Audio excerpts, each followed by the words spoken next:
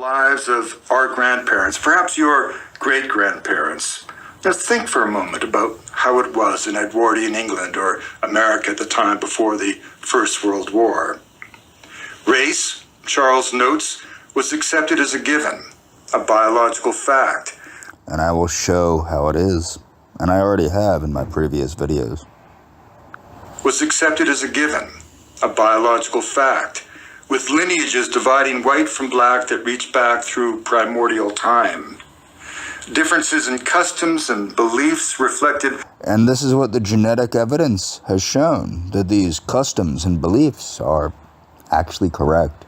Differences in intelligence and destiny, with every culture finding its place on a rung of an evolutionary ladder that went from the savage to the barbarian to the civilized of the Strand of London, with technological wizardry, the great achievement of the West, being the sole measure of progress and success.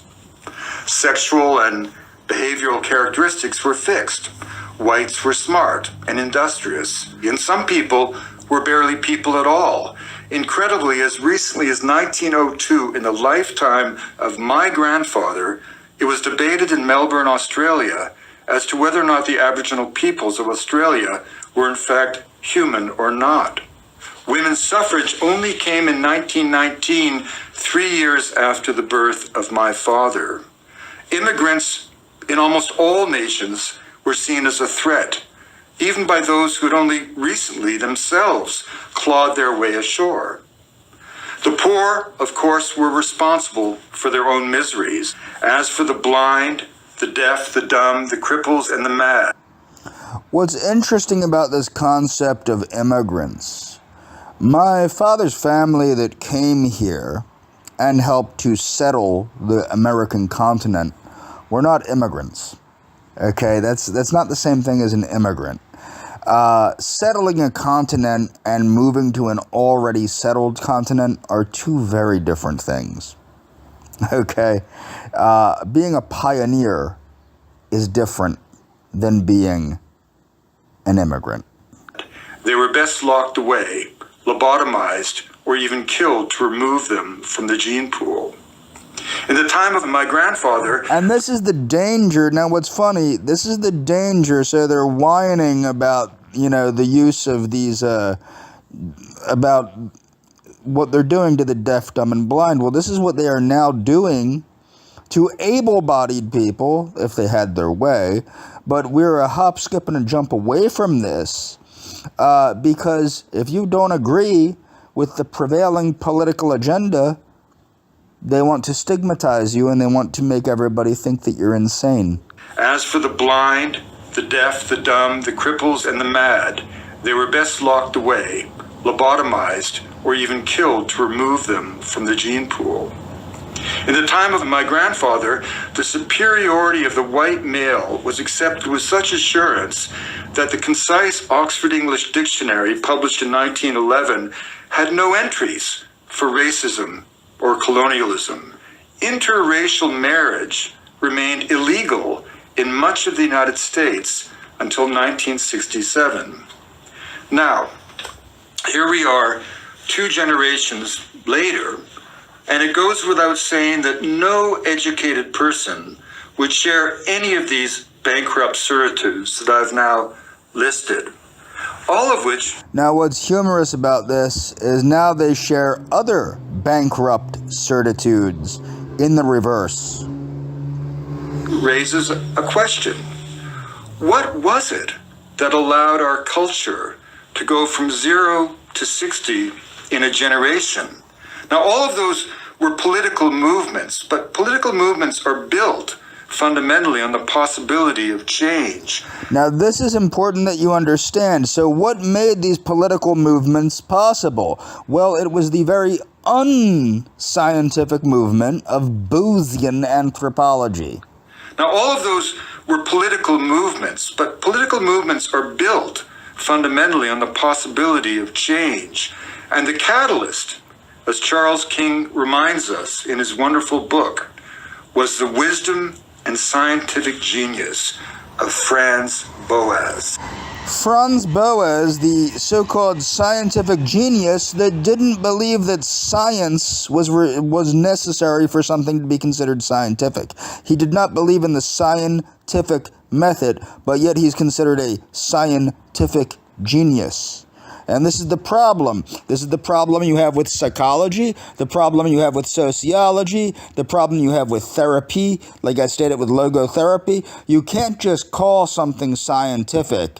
It does give it an air of, like an aura of believability, but it's not necessarily true. Just because you call something science does not make it so. And that's the problem with FranzBoas. FranzBoas was not a scientific genius. FranzBoas was a master manipulator, a master propagandist, and somebody that had basically manipulated society into where it is now.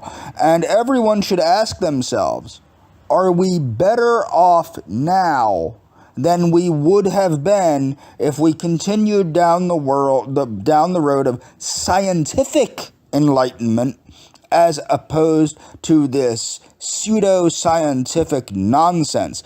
Most of these people have been disproven, particularly Margaret Mead.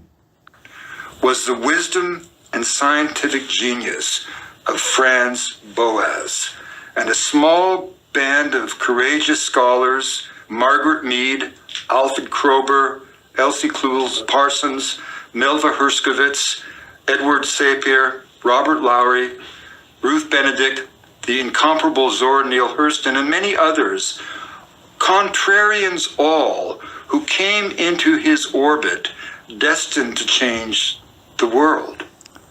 And did they change the world for the better, is the question you need to ask yourself. Did they change the world for the better? we today live in the social landscape of their dreams. We live in the social landscape of their dreams.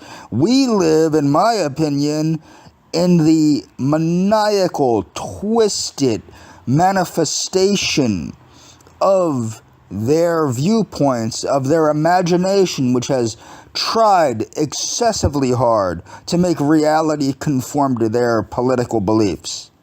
And you cannot make reality conform to imagination. It doesn't work. One is objective and one is subjective. There are limits to what one can achieve by trying to force subjectivity into an objective world. And we today live in the social landscape of their dreams. The scientific realization. Notice he keeps using the word scientific. Again, saying something is scientific does not make it so. That humanity is one interconnected and undivided whole. Now, earlier, anthropologists did not deny that humanity was one interconnected and undivided whole. What they were stating was that people had migrated and had evolved genetically, which has been proven, as I showed in my previous video, that that's the case. People migrated, moved, and evolved through geographic separation, natural selection, and sexual selection. Just like any other animal, humanity is another animal. Widely acknowledged as the father of American cultural anthropology, FranzBoas was the first scholar to explore, in a truly open and neutral manner, how human social perceptions are formed. In a truly neutral manner, despite the fact that he admittedly was politically motivated. And how members of distinct societies become conditioned to see and interpret the world. Far, far ahead of his times, doing his fieldwork in the 1880s, Boas recognized that every distinct social community was a unique facet of the human legacy and its promise. Each was a product of its own history. None existed in some absolute sense. We create our social realms, Boas would say. We may create our social realms, but biological differences are extremely important in the way they are created. Determine what we then define as being common sense, universal truths, the appropriate rules and codes of behavior. Beauty really does lie in the eye of the beholder. Manners don't make the man. Men and women invent the manners. Race and gender are cultural constructs derived. As I had just proven in my previous videos on the subject, genetic research has proven that no, race and gender are very real, very traceable. You can tell the difference between a person's race and gender by their teeth. Any dentist can do that, but more so any authentic anthropologist, which FranzBoas was not an authentic anthropologist, could do that. That is the purpose of forensic anthropology, is to determine the gender and the race of a victim by their bones, by their teeth and their bones, moving forward. FranzBoas, the racist, anti-racist American anthropologist. This is according to Wiley Online Library. Wiley has a lot of scientific articles. I encourage people to read Wiley's scientific articles. In 1909, FranzBoas conducted a massive so-called study entitled Changes in Bodily Forms of Descendants of Immigrants. In this study, he demonstrated that Eastern and Southern European immigrants to the United States were not, quote, racially different from other Europeans because of what he called the marvelous power of amalgamation. Okay, now this is hilarious, but the marvelous power of amalgamation, Boas's study dealt to a blow to scientific racism. No, it didn't. As I stated, this is what makes the American white person distinct, biologically distinct from our colonial European ancestors. We are biologically distinct because of the marvelous power of amalgamation. Boas's study dealt a blow to scientific racism because he demonstrated the plasticity and instability of racial types. No, it didn't. Boas chose to emphasize, if anything, what it shows is that traits can be passed on genetically, as we already knew, as we knew for literal centuries through the domestication and domestic production of animals. Boas chose to emphasize the enormous gulf between the white and non-white races. His research and advocacy were anti-racist, but the way he promoted assimilation was racist. Yes, he was a racist. The next year, blah, blah, blah, blah, blah, the real race problem, in which he argued that the real problem was the difference in type. To solve it, so if there's a difference in type, why would you need amalgamation? Okay, to solve it, he's saying blacks needed to amalgamate by encouraging the gradual process of mixing with non-blacks.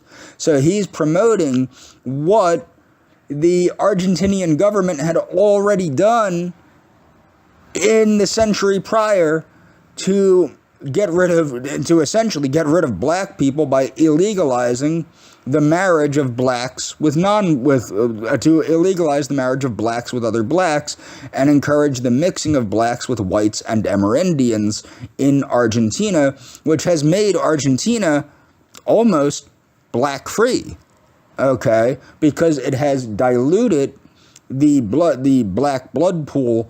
It has diffused it amongst the whites, Amerindians, etc. Now, moving on. The current nationalist regime of India likes to point out that there was no Aryan invasion and that Indians are genetically unique.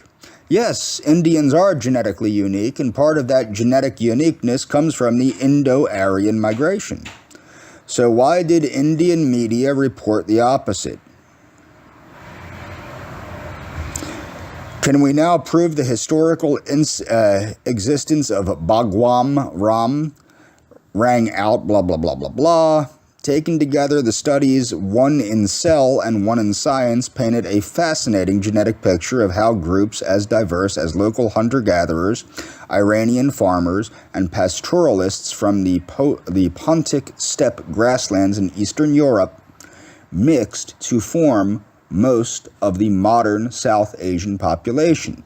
So what you have is you have hunter-gatherers, Iranian farmers, and pastoralists, and people from Eastern Europe that amalgamated, that wonderful amalgamation that created most of the population of South Asia. So a lot of people don't understand this. People might know who Misha Petrov is.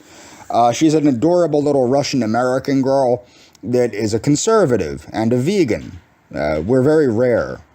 I'm not really a conservative. I'm actually more of a progressive. I'm a moderate progressive. But people like us are very rare social conservatives that happen to be also simultaneously vegan.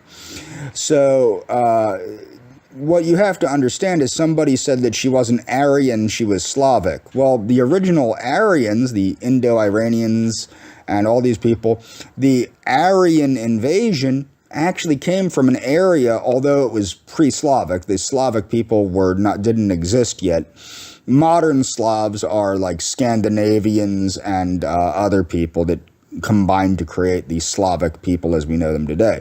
The East Slavs. There's East Slavs, West Slavs, and South Slavs. And yes, there are anatomical markers to tell them apart. However, as the question at the press conference, blah, blah, blah, blah, blah, as a consequence, though, the genetic studies themselves were rather clear. Okay, the genetic studies were rather clear. Many in the media misrepresented the results to suit their political narrative, just like FranzBoas did. Many in the media misrepresented the results to suit their political narrative.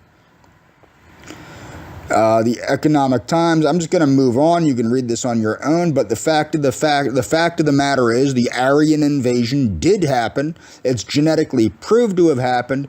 It swept into the Indus Valley and replaced it didn't really replace. It mixed with the indigenous Indus Valley civilization. These Aryans were said to have introduced key elements of Indian culture. Literally, Hinduism was brought by these people from Eastern Europe, okay, and from other areas. So keep that in mind. Some of what the term Aryan once referred to has been proved to be scientifically inaccurate.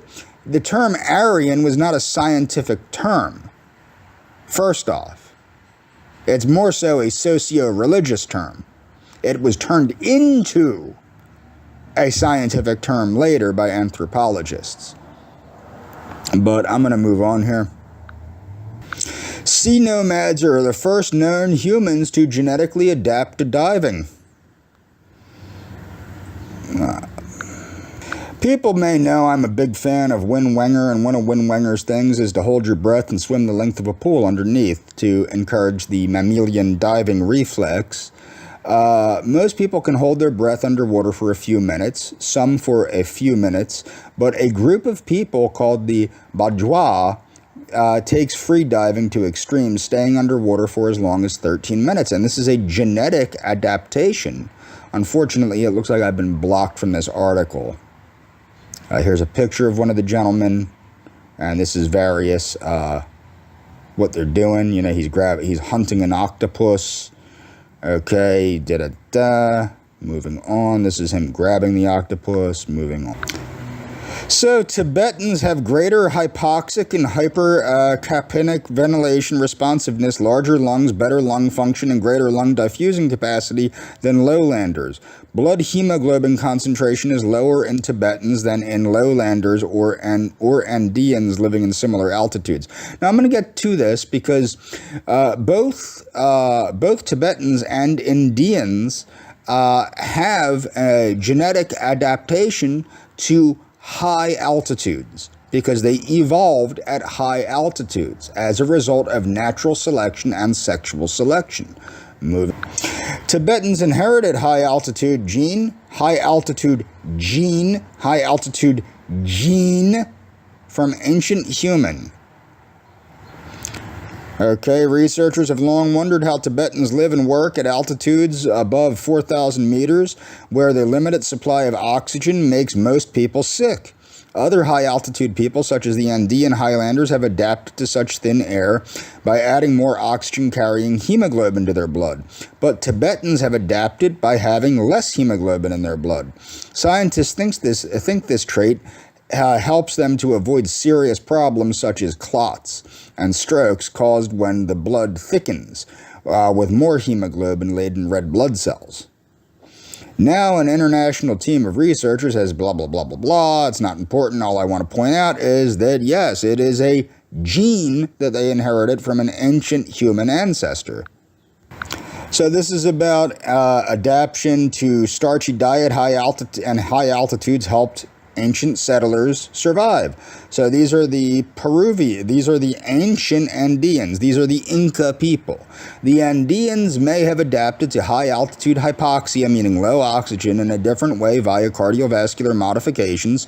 The research suggests they found evidence of alterations in a gene called DSI, I believe that's what it is, which is associated with the formation of cardiac muscle. Andean Highlanders tend to have enlarged right ventricles. This may have improved oxygen intake, enhancing blood flow to the lungs, but this enlargement is known in other settings to increase the risk of pulmonary hypertension. So what this is saying is it's two genetic routes to high altitude adaptation by both the Tibetans and the Indians.